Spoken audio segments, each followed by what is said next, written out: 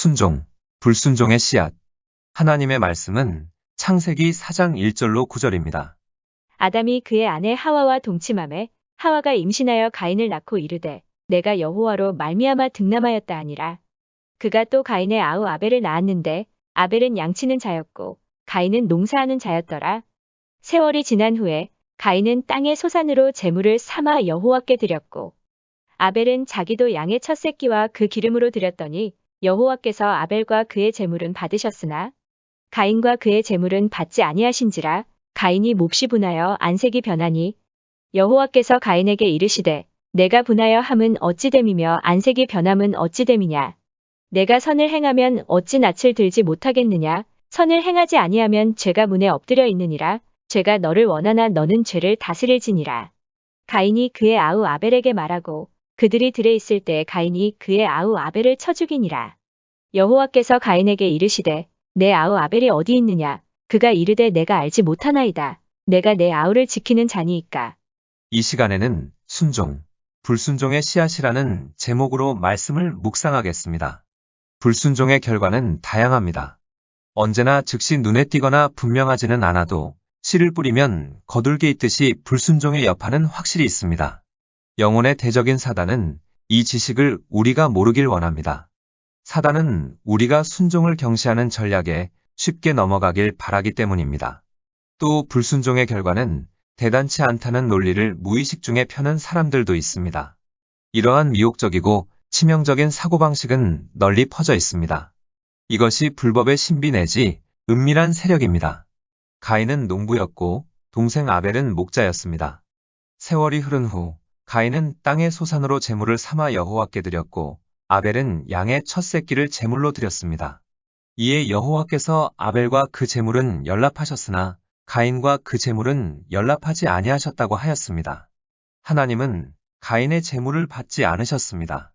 나아가 하나님은 가인을 받지 않으셨습니다. 하나님이 가인을 연락하지 않으셨다고 해서 가인이 영원히 버림받을 운명이었다는 말은 아닙니다. 불순종은 가벼운 문제가 아닙니다. 하나님은 우리가 회개할 때 받아주십니다.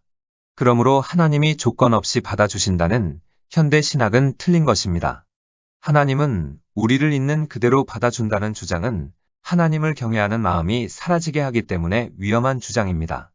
우리를 지키고 죄에서 떠나게 하는 것은 하나님을 경외하는 마음입니다.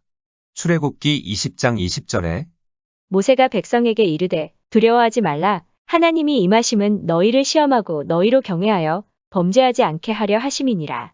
가인과 아벨에 대한 이야기를 조금 현대화해 보겠습니다. 가인과 아벨은 하나님을 섬기는 집에서 자랐습니다. 둘 다 하나님에게 제물을 가져왔고 그 제물은 그들의 삶을 나타내는 것이었습니다. 하나님 앞에 드리는 제사는 하나님을 섬기는 우리의 마음을 대변합니다. 그러므로 본문은 하나님을 섬긴 아벨과 하나님을 섬기지 않은 가인의 이야기가 아닙니다. 가인은 경기장이나 활락가나 술집을 전전하며 교회엔 절대 안 간다고 하던 사람이 아니었습니다. 가인을 하나님과 관계 있는 것이라면 무조건 피하던 사람이라고 오해해서는 안 됩니다. 오늘날로 말하면 가인이건 아벨이건 하나님과 교제하는 성도였습니다. 둘 다 열심히 일해 하나님에게 제물을 가져왔던 것입니다. 사실 가인이 아벨보다 열심히 일했을 것입니다. 왜냐하면 목축업보다 농업이 더 고되기 때문입니다. 목자는 아침과 저녁에는 할 일이 있어도 뜨거운 한낮에는 그늘에서 쉬며 시원하게 목도 축일 수 있습니다. 그러나 농사는 좀 더 노동집약적인 일입니다. 가인의 재물은 하나님이 저주하신 땅에서 땀 흘리며 수고하여 얻은 것이었습니다. 땅을 갈고 작물을 심고 물과 비료를 주며 잘 보살폈다가 많이 수고하여 재물을 준비했던 것입니다. 그렇다면 질문이 나옵니다. 가인이 더 열심히 일한 것을 아시면서도 왜 하나님은 가인의 재물을 연락하지 않으셨느냐는 것입니다. 가인의 부모인 아담과 하와에게 답이 있습니다. 하나님이 창조하신 에덴 동산에 있던 모든 피조물에는 몸을 덮는 것이 있었습니다. 4발 짐승은 털이 있고 물고기는 비늘이 있고 새는 깃털이 있습니다. 동물에게는 옷이 필요 없습니다. 아담과 하와도 예외가 아니었습니다. 물리적인 옷이나 덮을 것은 없었지만 하나님은 그들에게 영화의 관을 씌워주셨습니다.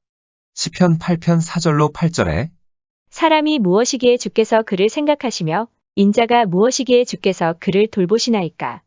그를 하나님보다 조금 못하게 하시고 영화와 존귀로 관을 씌우셨나이다.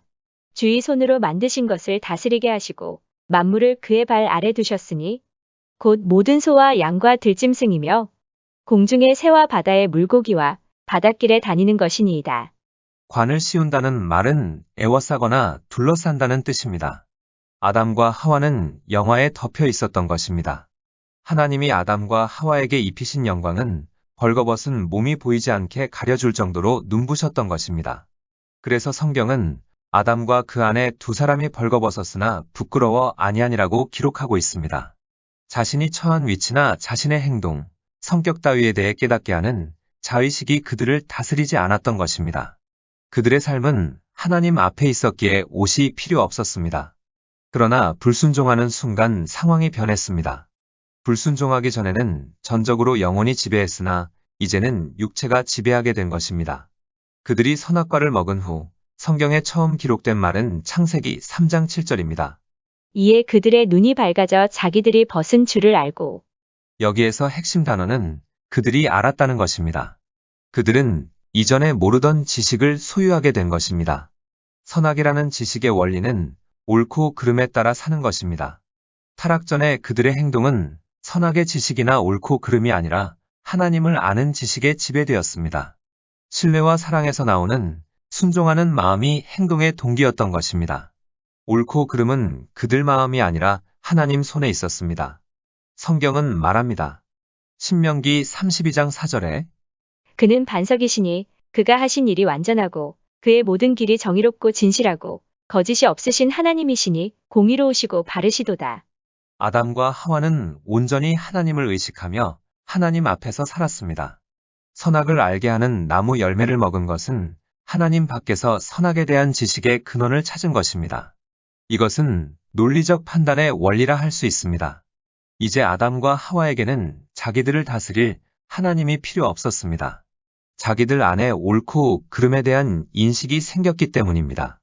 그래서 타락 후 하나님이 그들에게 처음 하신 질문은 누가 너의 벗었음을 내게 알렸느냐? 내가 내게 먹지 말라 명한 그 나무 열매를 내가 먹었느냐였습니다. 하나님은 정보를 얻으려고 묻지 않으십니다. 하나님이 무언가를 모르신다면 하나님이 하실 말씀으로 우리를 불러들이시려는 것입니다. 하나님은 그들이 그 나무 열매를 먹고 자기들의 지혜로 말하고 있다는 것을 이미 아셨던 것입니다. 그들은 순종을 논리적 판단과 바꾸었습니다. 하나님은 사실 이렇게 말씀하신 것입니다. 이제 너희는 내 밖에서 옳고 그름에 대한 인식의 근원을 찾았다.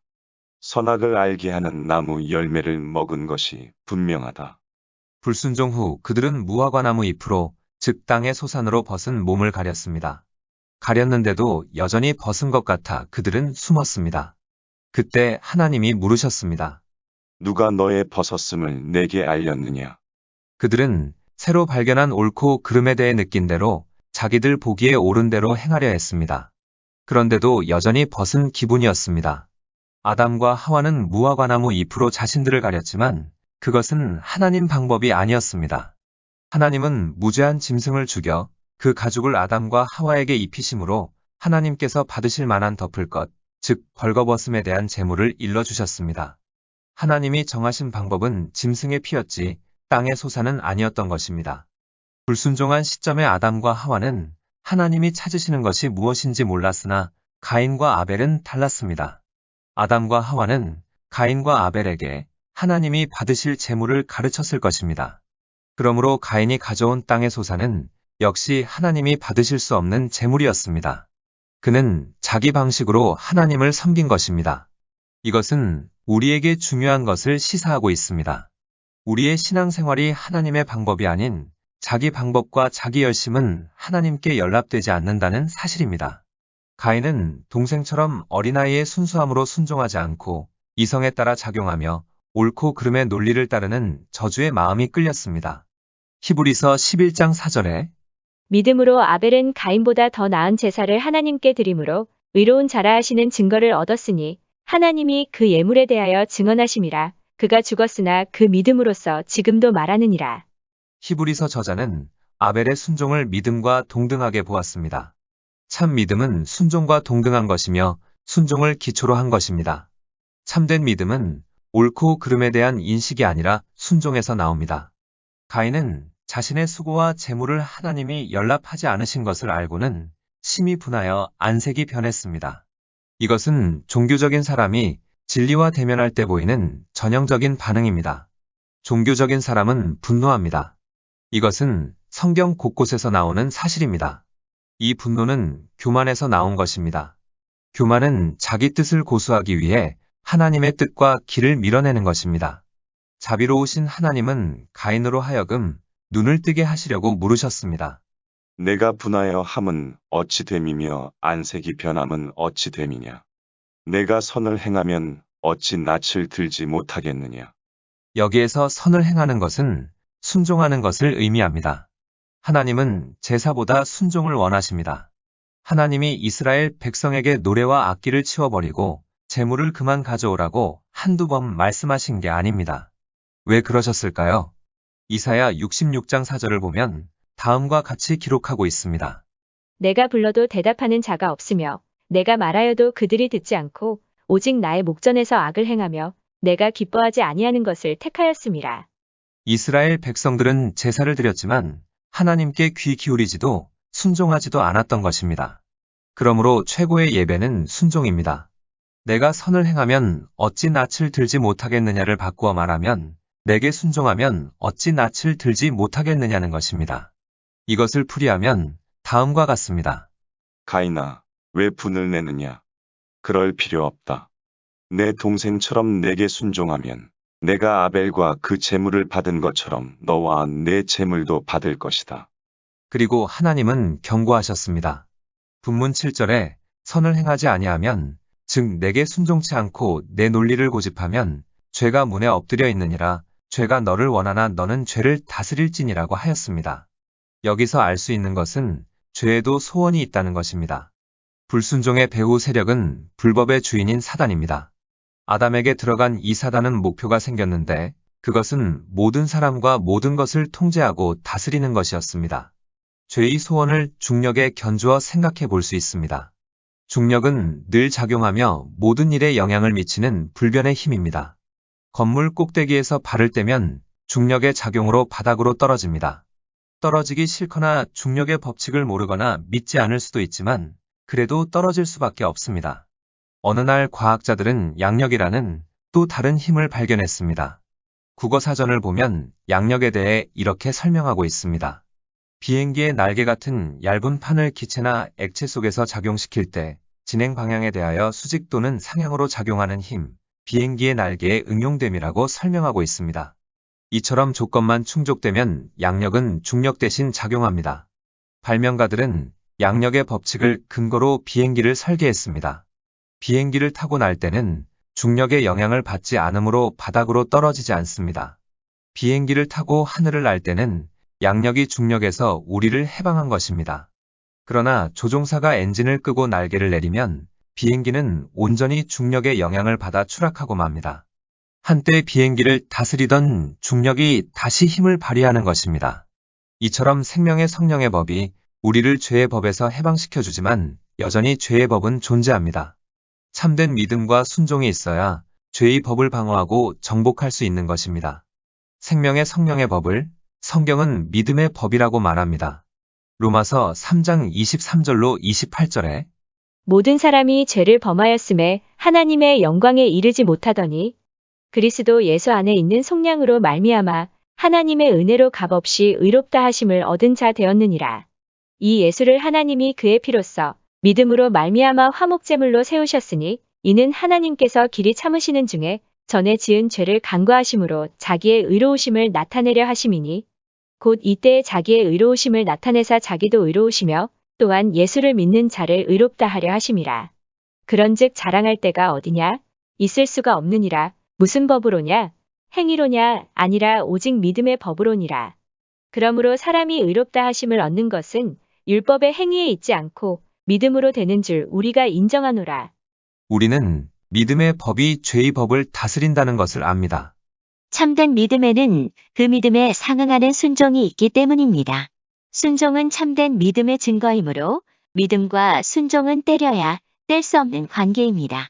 아벨은 믿음으로, 즉 하나님에게 순종함으로 죄와 사망의 법칙을 정복했습니다.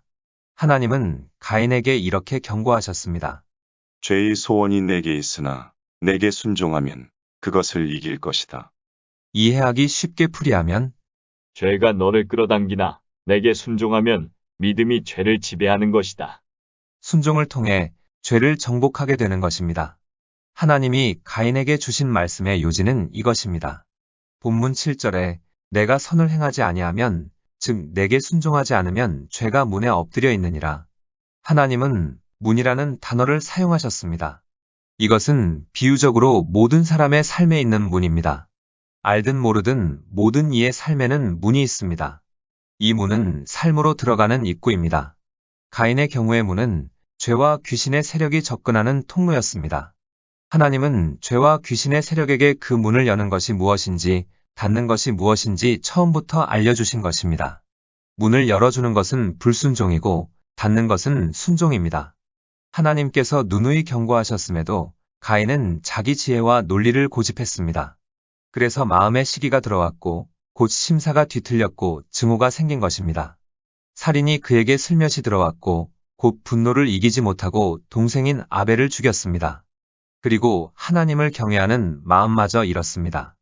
동생이 어디 있느냐고 물으시는 하나님에게 반항적으로 대답하는 모습에서 그런 태도가 잘 나타나 있습니다. 본문 9절을 보면 내가 알지 못하나이다. 내가 내 아우를 지키는 자니이까. 가인은 동생이 있는 곳을 훤히 알면서도 하나님께 거짓말을 했습니다. 하나님도 아벨이 어디에 있는지 아셨다는 것은 누구나 아는 사실입니다. 하지만 논리적 판단에 매달려 불순종하는 삶을 살기 시작하면 누구든 가인처럼 될 수밖에 없습니다. 이런 사람은 영적인 일의 실체를 느끼지 못하게 되는 것입니다. 하나님의 형상을 제한적인 자기 수준으로 끌어내리려 하며 자신이 하나님만큼 때로는 하나님보다 더 지혜로운 줄 착각하게 됩니다. 한마디로 제정신이 아닌 것입니다. 가인은 고집스런 불순종으로 죄의 법에게 영혼의 문을 열어주었습니다. 하나를 주면 열을 빼앗아 간다는 말이 있습니다. 불순종의 법칙을 완벽하게 묘사한 말입니다. 불순종의 법칙의 삶을 약간만 열어도 거대한 댐에 구멍이 뚫린 것과 같습니다. 물은 홍수 같은 힘으로 밀려와 결국 댐을 무너뜨립니다. 우리는 주위에서 이러한 사건들을 많이 보게 됩니다. 사람들이 처음에는 하나님 일에 마음이 뜨겁습니다. 교회 생활에 열심이며 늘 다른 사람들에게 예수님을 전합니다. 가인처럼 근면하게 시작합니다. 그러나 세월이 흐르면서 이들 안에 여전히 남아있는 아집이 이런저런 상황에서 드러납니다. 가인처럼 하나님의 직접적 권위에 대한 아집인 경우도 있고 위임된 권위에 대한 아집인 경우도 있습니다. 어느 경우든 항상 권위와 상관 있는 것입니다. 이런 사람들이 자기 뜻을 내려놓지 않고 자기 길을 고집합니다. 불법이 이러한 사람들의 삶에 홍수처럼 밀려오는 것은 시간 문제일 뿐입니다. 불법이 늘 살인이라는 형태로 나타나지는 않겠지만 어떤 형태로든 반드시 나타나는 것은 분명한 사실입니다. 홍수처럼 밀려드는 탐욕, 증오, 분노, 용서하지 않는 마음, 다툼, 험담, 성적인 죄와 기타 수많은 다른 형태의 굴레가 이런 사람들의 육신을 지배합니다. 그렇게 미혹되고 격한 상태에서도 자기는 하나님 앞에서 바르며 다른 권위는 모두 극단적이거나 율법적이거나 비현실적이라고 흔히들 생각합니다. 이런 사람들이 가인처럼 하나님의 직접적 권위에 반항한다면 하나님의 형상과 권위와 능력을 좀 더 자기 힘으로 주무를 수 있는 수준으로 떨어뜨리고 갈수록 불경해집니다. 예수님을 주님으로 고백하지만 실제로는 자기 마음대로 만든 예수님을 섬기는 것입니다. 자기도 모르게 자기 논리를 하나님의 보좌와 권위보다 높입니다. 어느 경우든 심령이 미혹된 사람은 자기 실상을 보지 못하는 것입니다. 하지만 마지막 심판날 진실이 밝혀지면 놀라서 이렇게 생각할 것입니다. 내가 어쩌다 하나님을 순종하는 삶에서 이렇게까지 멀어졌지. 하나님의 보호하심 아래 있어야 한다는 진리를 사랑하지도 않고 품지도 않았기 때문이라는 것이 서글픈 대답입니다. 미혹 가운데 있는 사람들에게 희망은 단 하나입니다. 자비의 하나님이 그들 눈이 뜨이게 하시고 하나님의 진리의 빛으로 미혹의 먹구름을 흩으시는 것입니다. 불순종하는 삶을 산 적이 있는 사람은 진리가 마음에 그 사실을 밝혀주고 나서야 자신에게 반항이 있다는 것을 알게 됩니다. 우리 중에 불법이라는 은밀한 세력에 한 번도 미혹당한 적이 없는 사람은 없습니다. 우리도 그 무시무시한 손에 잡힌 적이 있습니다. 긍휼이 풍성하신 하나님이 우리 마음과 길의 오류를 보여주셨기에 우리는 불법에서 건짐을 받고 그것을 통해 배운 교훈을 주위 사람들과 함께 나누는 것입니다. 하나님은 은혜로 우리 눈을 열어 불순종의 영역을 보게 하십니다.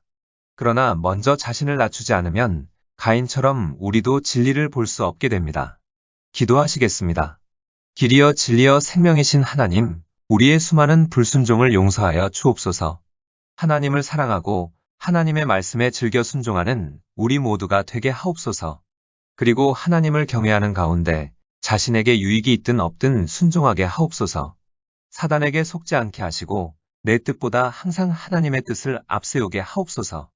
주님 말씀하시면 앞으로 나아가고 주님 뜻이 아니라면 멈추어 설 수 있는 용기를 주옵소서. 예수님의 이름으로 기도드립니다. 아멘. 하나님께서는 내 형편이 어떠하든 내 신분이 무엇이든 무슨 죄를 지었든 변함없이 나를 사랑하십니다.